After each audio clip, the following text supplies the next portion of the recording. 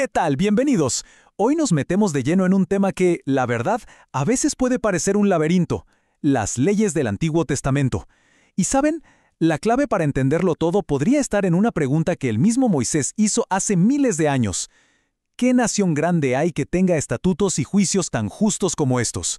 Esa pregunta, bueno, esa es nuestra puerta de entrada. A ver, seamos sinceros. Uno lee sobre ciertos sacrificios, reglas de pureza, mandatos que hoy nos suenan rarísimos, ¿no? Y es inevitable preguntarse, ¿esto es solo un código antiguo ya caducado? ¿O de verdad hay una sabiduría divina escondida que todavía tiene algo que decirnos?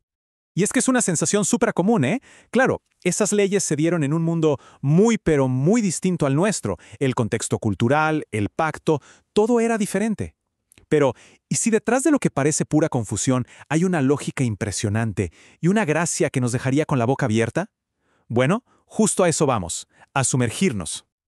Ok, lo primero es lo primero. Para descifrar el propósito de estas leyes, tenemos que entender qué significaba la palabra ley para ellos, en su idioma original. Y créanme, aquí es donde la perspectiva cambia por completo. Resulta que la palabra hebrea es Torá. Y ojo, esto no es simplemente ley como la entendemos hoy, tipo un código penal. No. El significado es mucho más profundo. Es instrucción, enseñanza, una guía. Pensemos en la instrucción de un padre a su hijo, una guía para la vida, para el bienestar. No se trata de un juez con un martillo, sino de un padre que te muestra el camino. Y aquí viene algo que es, wow, fundamental. Hay que fijarse bien en lo que Dios dice antes de entregar los 10 mandamientos. Él no dice, a ver, si me obedecen los voy a salvar. Para nada. Él dice, yo soy el que ya los saqué de Egipto. O sea, la redención, la gracia, vino primero. La ley, entonces, no es un requisito para ser salvado. Es la respuesta agradecida a un amor que ya los hizo libres. Es un cambio de paradigma total.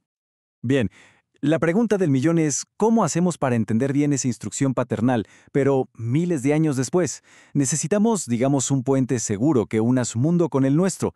Y para eso hay un modelo muy útil que se llama el viaje interpretativo. Este viaje tiene 4 paradas, 4 pasos clave. Primero, hay que entender qué significaba el texto para la gente que lo escuchó por primera vez, en su contexto. Segundo, medir el río que nos separa, o sea, toda la distancia cultural e histórica que hay entre ellos y nosotros. Tercero, una vez entendido eso, hay que cruzar el puente buscando el principio universal, la idea eterna detrás de la ley. Y por último, el cuarto paso, aplicar ese gran principio a nuestra realidad de hoy. Es como tener un mapa para no terminar perdidos, ¿no? Y ahora sí, vamos al corazón del asunto. Una crítica muy común es que la ley de Moisés fue básicamente un plagio de otros códigos de la época. Pero, al mirar con lupa, lo que encontramos es algo totalmente revolucionario. Pensemos, por ejemplo, en el famosísimo Código de Hammurabi. Si uno lo ve por encima, claro que hay similitudes. Obvio, a las dos culturas les preocupaba el robo, el asesinato, cosas así. Pero el fundamento, la teología, el porqué de cada ley, eso los pone en galaxias diferentes. Y miren, la diferencia salta a la vista. Por un lado, la fuente. La ley mosaica se presenta como revelación directa de Dios, la de Hammurabi un decreto de un rey. Luego, la justicia. En Babilonia dependía de la clase social. No era lo mismo ser noble o esclavo. En Israel, la ley era radicalmente imparcial para todos. Y aquí viene lo más fuerte, el valor supremo. Para Hammurabi era la propiedad. Para la Torá, la vida humana, porque es imagen de Dios. Por eso el robo se castigaba con restitución, no con la muerte. ¡Qué diferencia abismal! Y todo esto nos regresa a esa pregunta de Moisés del principio. Es que la ley no se les presentó como una carga pesada, sino como un regalo, como una sabiduría única que los haría distintos, un testimonio para las demás naciones. Serían una nación grande no por su ejército, sino por la justicia de sus leyes y la cercanía de su Dios. Pero la historia no acaba aquí, claro que no. Todo esto, todo el Antiguo Testamento, estaba preparando el terreno para algo mucho más grande. Es en el Nuevo Testamento donde se revela el propósito final, la meta de toda esta instrucción divina. Y aquí es donde entra Jesús con una de las declaraciones más potentes sobre la ley. Él dijo, no he venido para anular la ley, sino para cumplirla. Ojo con esa palabra, cumplir.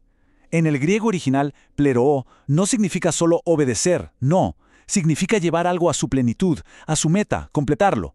En otras palabras, Jesús es el destino final al que toda la ley siempre estuvo apuntando. Para que entendamos bien cuál era la función de la ley antes de que llegara Cristo, el apóstol Pablo usa una analogía genial. Dice que la ley fue nuestro paidagogos.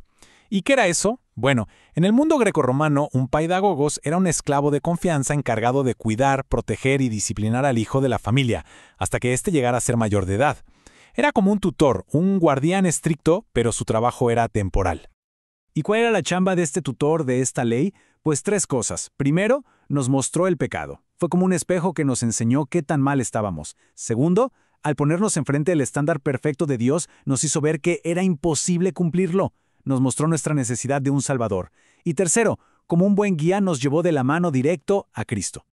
Así que la conclusión de Pablo es transformadora. Pero venida la fe, ya no estamos bajo ayo, o sea, bajo tutor. Una vez que llega Cristo, el heredero es mayor de edad. El trabajo del tutor se acabó. La relación con Dios ya no es la de un niño bajo un supervisor estricto, sino la de hijos e hijas maduros, que se relacionan con su padre por la fe. Entonces, si ya no estamos bajo la ley, como ese sistema, como ese tutor, ¿eso significa que la tiramos a la basura? Para nada. La gran pregunta ahora es, ¿cómo aplicamos su sabiduría eterna? ¿Cómo podemos sacar ese oro hoy? Y la clave, la llave maestra, nos la dio el mismo Jesús. Él resumió toda la ley, más de 600 mandamientos, en 2 cosas. Ama a Dios con todo y ama a tu prójimo como a ti mismo. Ese es, por así decirlo, el ADN de toda la ley. Es el lente a través del cual debemos ver toda su sabiduría.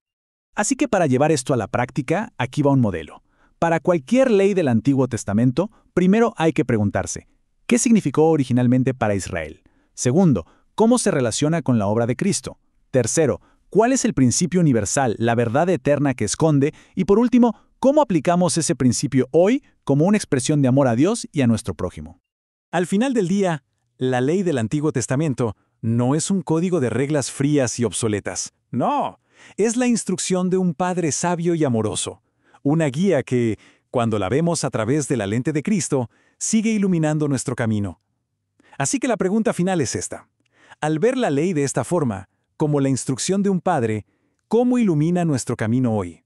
Una pregunta para reflexionar. Muchas gracias por acompañarnos en este recorrido.